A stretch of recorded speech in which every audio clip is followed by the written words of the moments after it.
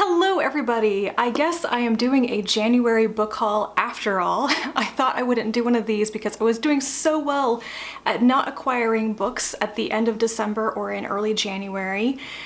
And then I bought a few things, but I was very good. And since I'm probably not going to get any more books for another month or so, I thought I should just do a little book haul now. What usually happens every year is that on December 26th, I order all the books that I didn't get for Christmas, which is usually a lot of them because there's kind of this ongoing joke in my family that even though I read a lot and everybody knows that I do this thing called BookTube, I don't actually get books as gifts that frequently. But anyway, I didn't do that this year and waited like 3 weeks until I made an order to Amazon because I had a gift card from work. So I was restrained and got some things that I've already read or that I plan on reading right away because they're basically for Hugo nomination consideration. So let's get into it.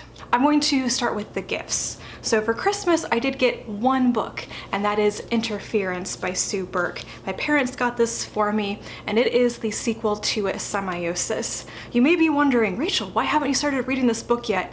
And I've been stuck in this quandary about whether I should just dig into this book now because I'm so excited for it, or if I should reread Semiosis first because I don't remember that much of it.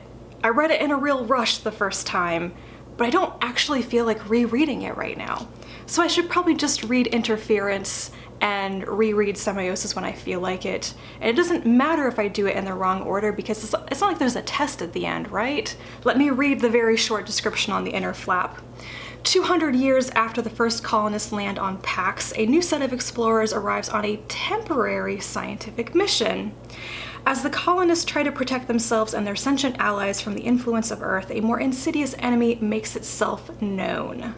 An unknown alien sentience has landed on Pax. It has only one directive: annihilation. Oh yeah. And then the Stitch and Bitch group did a gift exchange for the holidays as well, and my Secret Santa sent me 2 books, and I was very excited to get both of these. I've already read them and I wanted my own copies very, very badly. So the first one is Volume 4 of The Girl from the Other Side by Nagabe. I've only read this manga series up through Volume 4. I'm still waiting for Volume 5 to come through interlibrary loan. I think they might have missed my request over the holiday season. But anyway, I plan on collecting all the volumes of this manga series so I can read and reread them, so I may just eventually purchase the others. But yes, I'm very happy to have Volume 4. That's basically the only ongoing manga series that I am reading, like I'm really serious about keeping up with. And then I got a copy of Gods of Jade and Shadow by Silvia Moreno-Garcia. This is such a beautiful book. The cover of this is just stunning. And the book itself was one of my favorites of 2019. And I was going to buy a copy of this like right away after all the gift exchanges if I didn't get it. So yes, there's just something so satisfying to me about the build-up and the climax and the conclusion of this story that it feels like a comfort read already. It's going to give me exactly what I want and just the right amount of feels. So I really wanted to own my own copy so I can reread it. And then I let myself buy 5 books. This first one is not a book to read, it is a book to use, and because cookbooks are very important in my life, I'm going to mention it here. I got myself a copy of Thug Kitchen 101. The subtitle is Fast as Frack. This Thug Kitchen team, they're big on the F-bombs. I'm not super keen on the style or the voice of Thug Kitchen, but I do really like this particular cookbook. I think they have 3 out. This may have been like their second one. I've gotten it from the library multiple times, really enjoyed most of the recipes that I made from it, and eventually decided I needed to permanently add it to my collection. I'm the kind of person that when I find a cookbook I like, I do set out to make as many recipes from it as possible. I usually put a sticky note on the inside with the number that I've made so far. Cookbooks are also the only books that I write in. I write notes about how good it was and modifications and stuff, and I don't feel bad about it. Whereas you could never get me to write in like a novel. I would never do that. So if you were curious about what I enjoy from this vegan cookbook. The first recipe from it that I became obsessed with was the pasta piselli, which I memorized a couple of years ago when I had to take it back to the library. And then my current favorite is the hot and sour soup, which I am now obsessed with, and I plan on making it tonight for dinner again because why not?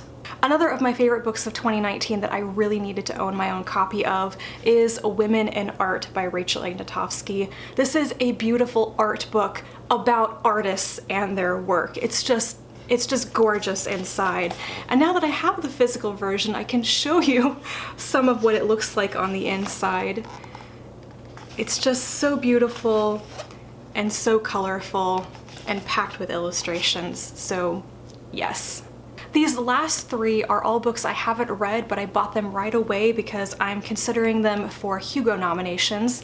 It feels to me like every year Hugo nominations open up a little bit earlier and earlier and earlier, and the window is shorter and shorter. I think the deadline is like the end of February now. It doesn't give us much time to do some catch-up reading for 2019 releases, but I'm going to try a little bit. So I got a copy of Lent by Jo Walton. This was her 2019 release, and I didn't pre-order it at the time even though Walton is an auto-buy author for me, because I was absolutely convinced my library was going to get a copy.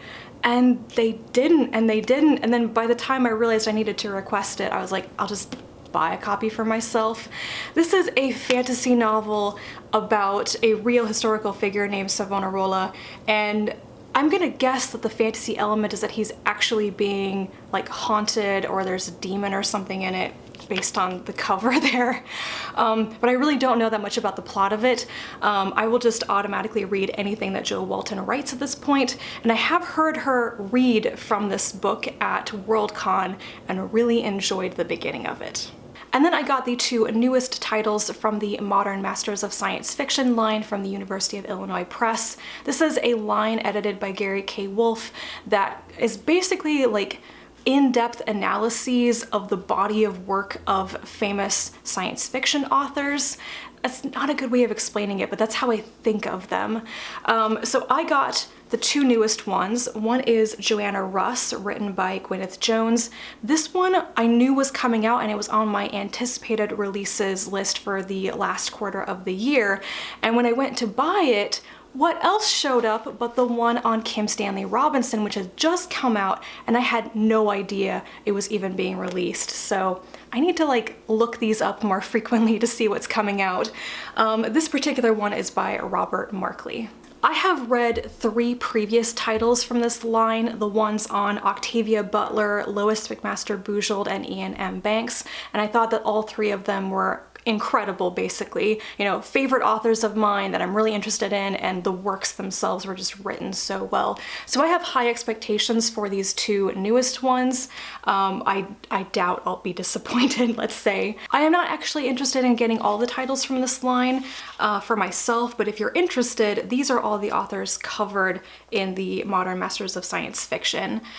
John Brunner, William Gibson, Gregory Benford, Greg Egan, Ray Bradbury, Lois McMaster-Bujold, Frederick Pohl, Alfred Bester, Octavia Butler, Ian M. Banks, J.G. Ballard, Arthur C. Clarke, Joanna Russ, and Kim Stanley Robinson. And the one on Arthur C. Clarke is the next one that I will probably get. Just in general, I want to read more about him because he's so huge in the history of SFF. So these are on my immediate TBR to read as soon as possible so I can consider them for Hugo nominations.